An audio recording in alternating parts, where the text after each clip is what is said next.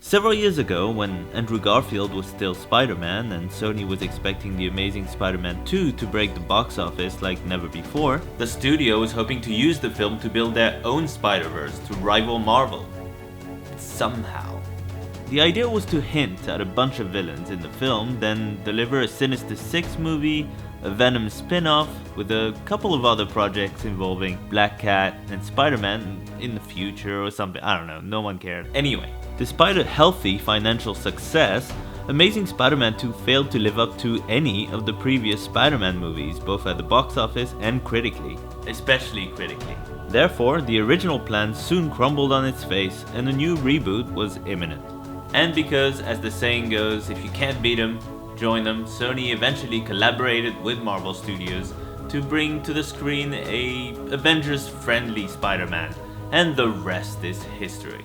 Very, very recent history, but history nonetheless. And randomly in that history, a Venom movie from Sony was somehow greenlit. It included no Spider-Man, there was zero build-up to it, and it's still unclear whether Venom will join the MCU in some form or kickstart some other franchise. We don't know. No one knows. So, yeah. So there's a Venom movie, here it is, it exists. Let's talk about it. If I'm honest, I fully expected this film to tank early on. It just didn't seem like a relevant comic book film to exist at this point, and the trailers hardly sold me and many others on it. Then I remembered that the Venom character is actually very popular with a lot of people. Not me, but a lot of people. So I fully expected, by the time of the film's release, for it to do well, whether it was good or actually terrible. And terrible it was. Okay, let's back up a bit. Truth be told, I was still suspicious about this movie going in, even though I knew it would probably do well somehow. Like I said, the trailers looked a bit clunky, and the last time we saw Venom was in Spider-Man 3. A very enjoyable film, though not quite for the right reasons. So good. Yes, Spider-Man 3 was kinda unintentionally hilarious, and some scenes with Venom were pretty silly. I like being bad. It makes me happy. But, you know, on the plus side, to be fair, even though Sam Raimi himself just didn't want to have the character of Venom in the movie at all, that ended up being, like, the best part of the film, so yeah, make of that what you will. Anyway, back to the topic at hand, the new movie, Venom. Tom Hardy stars as successful investigative reporter Eddie Brock, who goes a little bit too far digging up information on a particular case before getting promptly and rightfully, let's be honest, fired.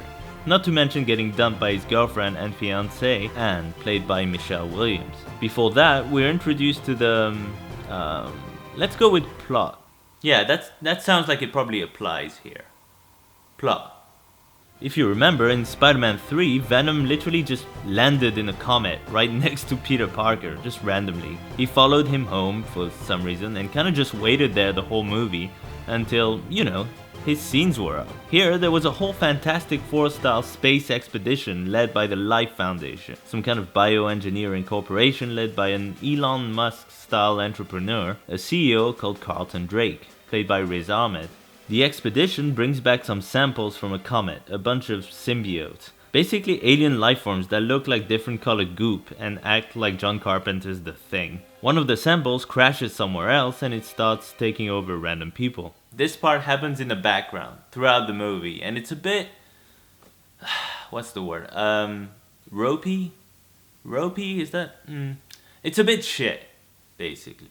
For some reason the symbiote decides to take over like old people, little girls, just human bodies that surely aren't the best carriers. I guess it's so he can just blend in, but he causes chaos wherever he goes, so that can't be it.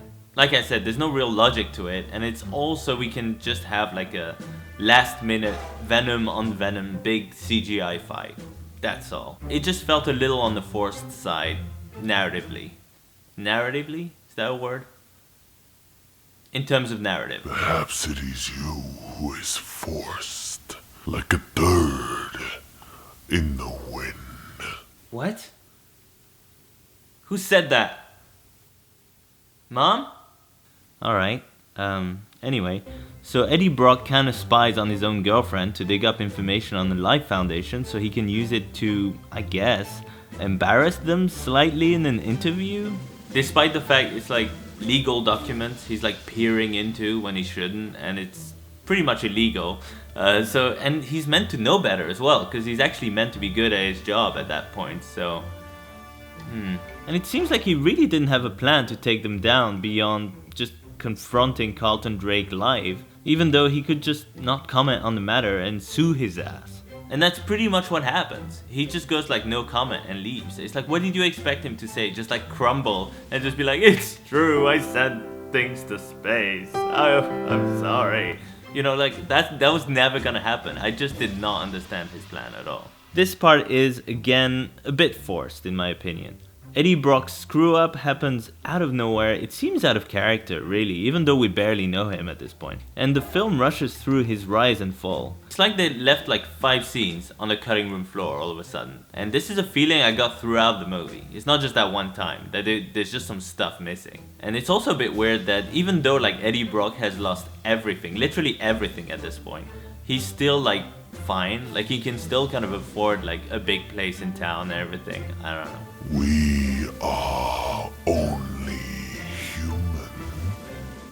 Okay, this is getting a bit weird. Alright, so I guess it's not such a big problem. It's kind of a nitpick, but I don't know, it just makes the film feel oddly paced.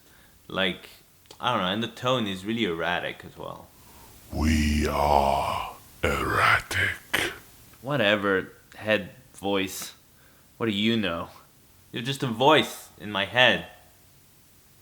A head voice. How does Eddie Brock come in contact with the symbiote, you ask? I'll tell you, if I can. One scientist working for Carlton Drake, who is conducting some pretty shady and immoral experiments with the symbiotes, becomes disillusioned and calls upon Eddie Brock to expose the Life Foundation. Because I guess he was so good at it the first time. Oh, holy shit, that guy, he knows what he's doing. We gotta get him back. Let's go to this guy. This is our man right there. And it's just funny to me that scientist and Eddie Brock didn't have a plan beyond just having Eddie Brock just walk into the lab. And then just, fingers crossed, nothing bad's gonna happen. Something bad happens. Oh, and the scientist doesn't seem to have a plan beyond getting Brock inside the lab so he can take pictures. Despite the fact he was fired for doing something unprofessional, so who would believe him anyway? This already makes no sense, and I haven't even got to the shitty part. This is the good stuff. This is like the peak of the film. Okay, maybe not the peak, but you know, this is the stuff that makes sense, and it makes no sense. You are nitpicking. Nitpicking? Nitpicking? Those are major plot points. Actually, I think if I think about it for a couple of seconds, I don't think there's any like idea in this movie that's fully thought out. I don't think like anything in it just actually builds up organically and it makes sense. Is that what you want to hear? You know what else builds organically? Let me guess. A turd in the wind. Bingo. Alright. So we see Brock be nice to one homeless person early on in the film, and we later find out that the Life Foundation is performing its weird, unscientific symbiote experiments on homeless people, so, of course, Brock's friend is taken. So when he's finally in the lab, he stumbles upon her, what a surprise, and instead of acknowledging that she's under glass and probably being quarantined because of those crazy experiments, and he's not meant to be there, and he should really just be taking pictures, then coming back later to save her, what does he do? Well, he does exactly what any investigative reporter worth his soul would do in that exact situation. He acts like a professional and starts banging on the glass like a fucking maniac until it explodes and the fucking like homeless lady comes up to him and he's like, what? And the fucking venom goes inside him. The alien goop actually goes inside him and now he's a fucking like walking nightmare. Again, great plan, scientist lady. A star. Oh, and the scientist lady later gets killed for thinking any of this was a good plan. You know what wasn't a great plan either? Writing this friggin' movie. You are angry. Anger is fear. I'm not afraid of this movie, okay? It's about as scary as a poodle on roller skates. With a bandana and fucking playing Girls Just Wanna Have Fun on the radio. You are scared Like a turd in the wind. I know. What is with that fucking turd in the wind thing? Why would a turd be in the wind? Like, you'd have to like shit outside. Okay, so Brock is now overwhelmed by the venom, I guess we can call it, and he escapes successfully by using all his crazy venom powers. Basically, sticky goo flies everywhere out of fucking Tom Hardy and gets rid of the bad guys, much to Eddie Brock's surprise even though he's making it happen, he doesn't know what the hell's going on. And this makes for some very, very ridiculous, yet admittedly entertaining action scenes. Good. Let it out. Let it all out. Eddie Brock starts acting weird, to say the least, and by acting weird, I mean Tom Hardy just becomes a cartoon. It's such a silly performance. It's a little bit reminiscent of Halle Berry in the Catwoman movie, to give you an idea. Yeah. Well, you remember, she's kind of useless at first, and she has neighbors who are a bit loud, but she can't say anything. Then she gets superpowers, and that scares the neighbors. But, you know, instead of rubbing his face into catnip, he fucks around with the food in his fridge. It's all very over the top. I mean, it's funny. I'll give it that, it's funny. But this is really like the only film where I felt Tom Hardy was actually trying too hard. But wasn't it funny? Wasn't it fun? I guess, yeah. I laughed, but... Eat that turd. I feel sick. Let's continue. So Venom starts talking to Eddie Brock, who thinks he's going crazy, of course, and his ex decides to help him by trying to get the symbiote out of him, because he shows up at a restaurant at one point looking like he's out of his mind on every conceivable drug. He literally shows up and he's like messing about people's plates and talking loudly, and then he like sits in a tank of lobsters and starts eating the live lobsters. It's just nuts. It's like the Blues Brothers showing up at that restaurant trying to get their friend fired. That's what it reminded me of. How much for the little girl? The women. How much for the women? What? Hilariously, because they forgot that air vents exist, the symbiote escapes. And by the way, I'm not sure why Venom let any of this happen, considering it doesn't want to be found, but whatever. Somehow in like 2 scenes, Venom is a big fan of humanity all of a sudden. He loves humans. I don't know, he started off like killing everybody, but now he loves humans. He's a big fan. Wants to hang out with us. It feels so fucking rushed. Oh, by the way, remember that stray goop I mentioned early on? Yeah, it eventually turns up at the Life Foundation and takes over Carlton Drake, who becomes Riot. Basically a bigger version of Venom, and also he's the leader of the symbiotes. Venom, because he's a rebel, turns against him and, you know, he loves them humans. Does he love humans or does he just love Eddie Brock? I don't really know what's going on there, to be honest with you. Along the way, the escaped symbiote takes over Anne, and there's a bizarre scene where she becomes Venom and makes out with Eddie Brock as Venom. By the way, I hate to mention it, but both Tom Hardy and Michelle Williams, who are both, you know, really good actors, just they seem to give like a really like strangely awkward performance in this movie. Hardy is hammy as hell and his accent is all over the place. Oh, I have a parasite. Yeah.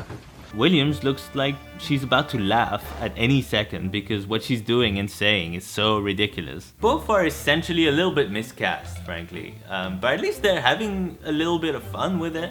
So if I'm gonna be positive about it, you know, there's always that. Positive, yes. Let it out. What do you want from me? What do you mean let it out? Let out your fear. I'm not afraid of anything. Fear of what? How bad this movie is? I mean, it's not like the worst film I've ever seen, you know. If anything, cutting huge chunks out of it for no reason was actually to its benefit. They actually made it shorter and more palatable. There you go. Honesty. Honesty? Okay, so I wasn't bored watching it. I'll give you that. I'm not scared of admitting I was entertained watching it, but, you know, it doesn't mean it's not bad. Doesn't it? Oh, shut up. Let's wrap this up. What it comes down to, by the end, is a big fight between Riot and Venom, where Venom and Brock almost die, but they come out on top at the end. The CGI fight looks okay sometimes. Sometimes it looks like shit. Like sometimes you can see there's like a tiny Tom Hardy on one side, and on the other side there's a tiny little Riz Ahmed, and they're inside these like CGI goop robots, like surrounded by all this black Venom goop, and they're just like fighting, and it's really dumb. Like, it looks really silly, but the action itself is serviceable, I guess. There's a little bit at the end, like an epilogue, where you see Woody Harrelson, of all people, wearing a red Pennywise wig, and I guess it turns out he's Carnage, apparently. Okay. So overall, what can I say? There are a lot of problems with this movie. It feels like half of it was left on the cutting room floor, the performances are weird, the action is patchy, the writing is pretty bad, let's be honest.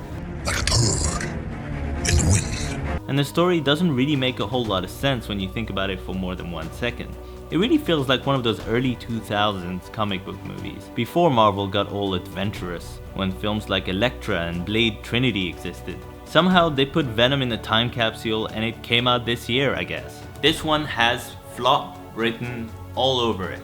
And yet, because it's short and it has a decent amount of action and decent special effects, and the cast is alright, and Venom is a fun and popular character, and the film has kind of a sense of humor about itself, even if it's really dumb, it makes for an...